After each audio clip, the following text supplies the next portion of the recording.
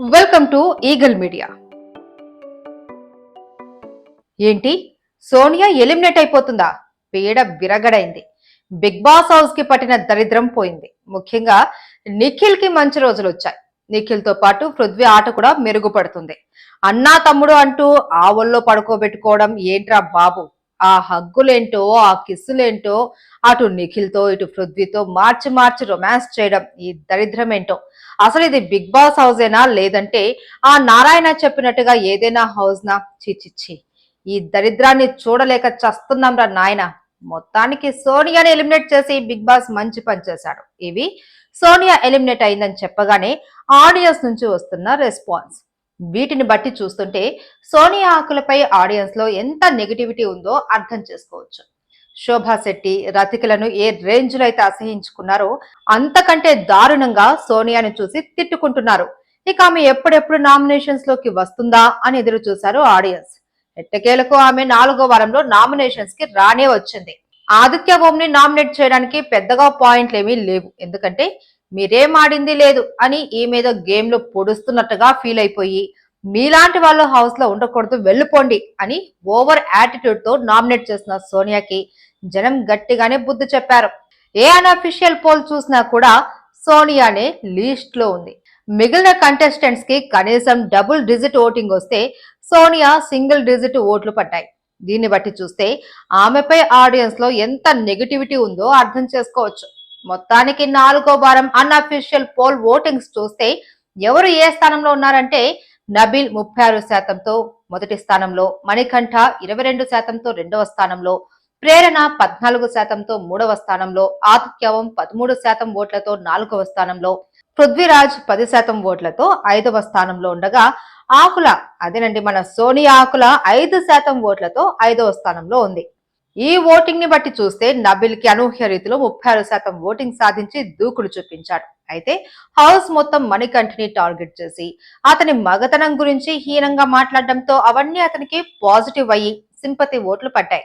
నిజానికి సోమవారం నాడు ఓటింగ్స్ లైన్స్ ప్రారంభం కాగా మణికంఠ సెకండ్ పొజిషన్ లోనే ఉన్నాడు. కానీ 10 నుంచి 15% ఓట్లే పడ్డాయి. కానీ ఎప్పుడైతే హౌస్ మొత్తం మణికంఠని టార్గెట్ చేయడం స్టార్ట్ చేశారో ఆడియన్స్ అతనికి మద్దతుగా నిలవడం స్టార్ట్ చేశారు.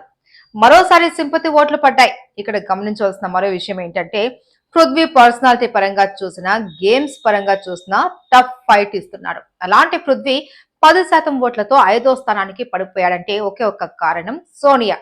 సోనియా టీంలో పృథ్వీ ఉండటం వల్లే అతని పర్ఫార్మెన్స్ కి తగ్గ ఓట్లు పడలేదు. పైగా చిన్నోడిని ఒళ్ళో పడుకోబెట్టుకోవడం, పదే పదే హగ్లు చేసుకోవడం, ఇవన్నీ కూడా జనం అసహించుకునేలా ఉన్నాయి. కాబట్టి చిన్నోడికి ఓట్లు తగ్గి డేంజర్ జోన్ లోకి వచ్చాడు.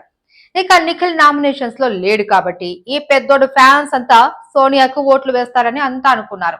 కానీ నిఖిల్ టాప్ 5 కి వెళ్లాలన్నా, అతను స్ట్రాంగ్ కంటెస్టెంట్ గా ఉండాలి అన్నా సోనియా ఉంటే జరిగే పని కానే కాదు. అసలు నిఖిల్ హౌస్ లో ఎందుకు పనికి రాకుండా పోవడానికి ప్రధాన కారణం సోనియానే అన్న విషయాన్ని నిఖిల్ ఫ్యాన్స్ గ్రహించారు. కాబట్టే సోనియాకు ఓట్లు వేయకుండా సోనియా నామినేట్ చేసిన ఆదిత్య ఓంకి ఓట్లు వేసి అతని డేంజర్ జోన్ లో నుంచి బయటకు వచ్చేటట్టు చేస్తున్నారు. అందువల్లే లీస్ట్ ఓటింగ్ లో ఉండాల్సిన ఆదిత్య ఓం అనూహ్యంగా 13% ఓట్లతో 4వ స్థానంలోకి వచ్చాడు. ఈ వారం లీస్ట్ లో ఉన్నది శక్తి టీం నుంచి సోనియా, పృథ్వీలే కావడంతో వాళ్ళు ఎంత దరిద్రంగా గేమ్ ఆడుతున్నారు అనేది అర్థం చేసుకోవచ్చు. అయితే ఇక్కడ సోనియా ఓటింగ్ లో లీస్ట్ లో ఉన్నదనేది క్లియర్ గా అర్థమవుతుంది. పర్ఫార్మెన్స్ పరంగా చూసినా, బిహేవియర్ పరంగా చూసినా సోనియాను ఛీ అనే వాళ్ళే ఎక్కువ ఉండటంతో ఆమె ఈ వారంలో సింగిల్ డిజిట్ ఓట్లతో లీస్ట్ లో ఉంది.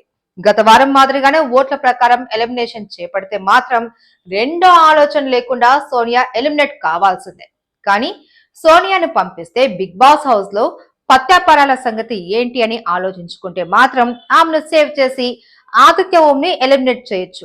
అలా చేస్తే జనం థూ అని ఉమ్మేస్తారనుకుంటే మాత్రం బిగ్ బాస్ దగ్గర మరో అస్త్రం ఉంది. అదే సీక్రెట్ రూమ్. గతంలో రతికపై బీభత్సమైన నెగిటివిటీ వచ్చినప్పుడు కూడా ఎలిమినేట్ చేసినట్టే చేసి మళ్ళీ ఆమెను వైల్డ్ కార్డు ద్వారా హౌస్ లోకి పంపారు. ఇప్పుడు సోనియాను ఎలిమినేట్ చేసి సీక్రెట్ రూమ్ లోకి పంపి మళ్ళీ హౌస్ లోకి పంపినా పంపొచ్చు.